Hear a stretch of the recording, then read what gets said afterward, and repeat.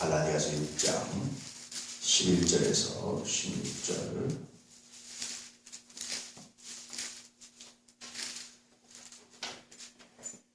한 절씩 교독하도록 합니다. 내 손으로 너희에게 이렇게 큰 글자로 쓴 것을 보라.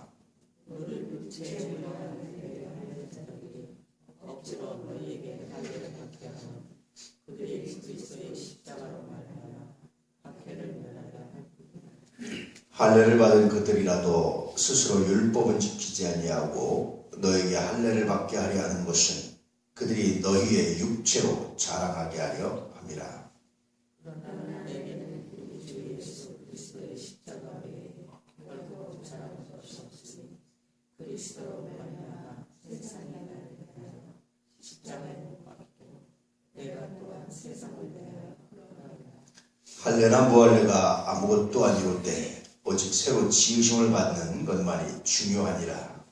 무릇 이 그들을 행하는 자에게와 하나님의 이스라엘에게 평강과 공의를 주셨다. 아멘.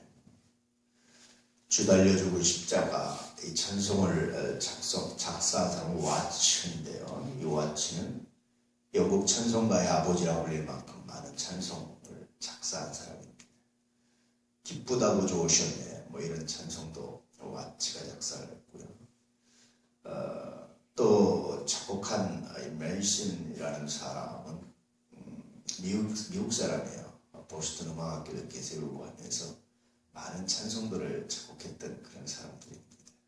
이런 시대가 좀 있었던 것 같아요. 특히 이제 미국 대각성 운동이라든지 이런 시대가 있었는데 이런 찬송 작사나 작곡이 됐다라는 것은 그냥 되는 것이 아니고 그들 안에 많은 감동이 있었다는 것을 의미합니다. 그냥 거저 그냥 나오진 않습니다. 특히 이 십자가에 대한 묵상을 하면 참 많은 묵상이 되죠. 다른 우리가 성경을 본다든지 하는 것과 다르게 십자가를 묵상하는 것은 굉장히 놀라운 특징을 하나 가져요. 그것은 뭐냐면 그 십자가로 나를 바라보고 나를 비춰보는 겁니다. 그래서 나의 죄를 발견하게 되고 예수님의 은혜를 발견하게 되고 그 십자가를 바라보는 순간, 십자가를 앞에 있는 순간 참 많은 것들을 묵상하게 되는 것이 바로 이 십자가의 사건들 있죠. 제가 아마 신학생 때로 기억하는데 수련회를 들어가가지고 십자가 체험을 하게 되겠다 싶어서 나무에다 이제 십자가 모양을 이렇게 만들어 놓고 실제로 아이들을 메어 달리게 하고 거기 있게 하고 이제 기도하게 하고 그랬던 적이 있어요. 그때는 그냥 이러면 참 좋겠다라는 프로그램으로 사실은 했는데 근데 아이들 중에 많은 아이들이 은혜도 받고 그래서 많은 경험들을 하게 됐어요. 요즘에는 이제 간혹가다가 십자가 프로그램 하는 그런 것들이 있더라고요. 근데 제가 그 학생 때 그렇게 할 때는 아마 그런 게 없었습니다. 그냥 프로그램을 계획하고 생각하다가 이거 하나 해야 되겠다고 그랬을 때 아이들을 기도하고 이렇게 산으로 이제 기도하면서 그때는 올라가는 거죠. 그러면서 뭐 그때는 철로역정이라는 프로그램을 해가지고 많은 기합을 주면서 그래서 이제 올라가서 이제 거기서 십자가 달리기 하고 또 한 사람씩 달리면 나머지 밑에서 기도하고 찬송하고 이제 이렇게 했던 그런 기억들이 있는데 그런데 십자가를 묵상할수록 그래요.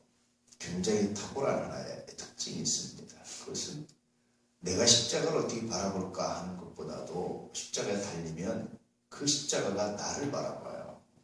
그럴 때 내가 얼마나 신앙의 본질에서 벗어났는지 하나님의 말씀을 왜곡하고 살았는지 십자가의 그 사랑을 외면하고 살았는지 하는 것들을 이제 깨닫게 되죠. 십자가를 묵상할 때마다 얻는 굉장히 독특한 그런 경험입니다. 오늘 아마 이 와츠도 그런 마음으로 십자가를 바라봤고 그럴 때 그 주 달려 죽은 십자가가 단순히 새롭게 와닿는 그냥 하나의 상징으로서의 십자가가 아니라 새롭게 와닿는 그런 경험을 했던 것 같습니다. 와츠가 이 찬송을 작사하게 된 그런 배경 중에 하나가 오늘 말씀입니다. 오늘 말씀에 보면 할례를 받은 자들 이런 자들이 다시 우리에게 할례를 요구하는 것은 그리스도를 무력화시키려고 하는 그리스도의 십자가를 아무것도 아니게 만들려고 하는 할례가 그렇습니다. 이렇게 바울이 할례를 이렇게 예민하게 반응했던 이유는 뭐냐면 할례에 대해서 이것을 강조하고 할례를 받아야 구원받는다 이렇게 말하는 순간 예수님의 십자가는 예수님의 공생에는 아무 의미가 없어져 버려요. 그냥 괜히 그냥 어떻게 해서 잘못해서 아니면 괜히 그냥 십자가 지시고 죽으신 것처럼 실패한 것처럼 나를 찾기 위한 하나의 교묘한 계략이 할례 받아야 된다. 할례를 받아야 구원받는다. 할례 받아야 된다. 뭐 이렇게 이제 가르치는 것이었습니다. 그래서 거기에 대해서 바울이 철저하게 반대하고 반항했던 이유는 그리스도의 십자가 외에는 우리를 구원할 길이 없다고 믿기 때문에 그리스도의 십자가 외에는 그 어떤 것도 우리의 죄를 용서할 수 없다고 믿었기 때문에 굉장히 강력하게 반발하네요. 그러면서 그리스도의 십자가에 자신도 못 박혔다. 내가 이제 그리스도밖에 못 박혔다.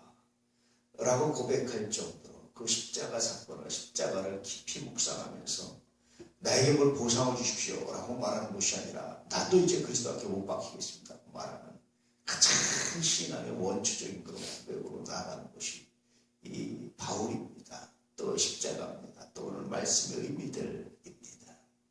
오늘 여러분 하루를 지내시면서 이제까지 내가 기도하고 이제까지 내가 무엇을 하고 받으려고 했던 것에서 이제 돌이켜서 내가 그리스도와 함께 십자가에 못 박히기 원합니다.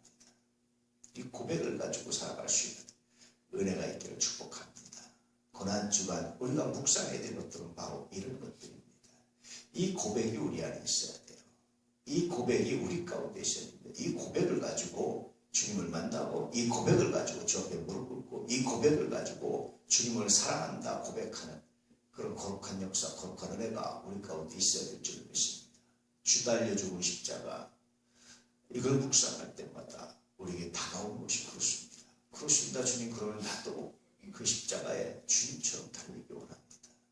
나도 주 이름으로 달리기 원합니다. 나도 주 이름으로 무릎 꿇기 원합니다.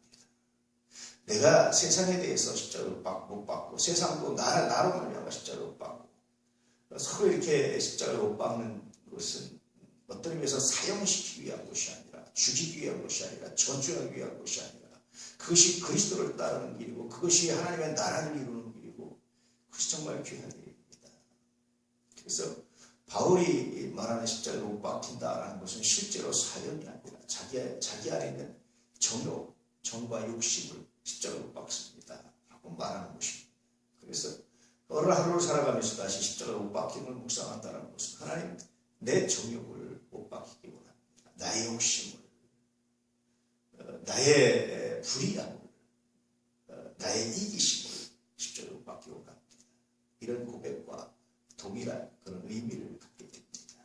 오늘 고난주간이라고 말하는 이 시간에 이런 것을 묵상하며 살아갈 수 있는 이날에 다시 이것을 묵상하면서 하나님 나의 욕심을 나의 이기심을 나만 생각했던 것을 나 중심의 생각을 십자가로 못 박고 주님을 따르기 원합니다. 이 고백이 우리 가운데 있기를 주의 이름으로 축복합니다. 그럴 때 하나님의 새로 지으신 하나님의 은혜 가운데서 거듭난 사람, 하나님의 은혜 가운데서 하나님의 자녀의 거룩한 능력이 오늘도 우리 가운데 있게 될 줄로 믿습니다. 오늘도 우리 안의 가족들이 이 믿음으로, 이 은혜로, 이 능력으로 충만하기를, 이 말씀으로 가득하게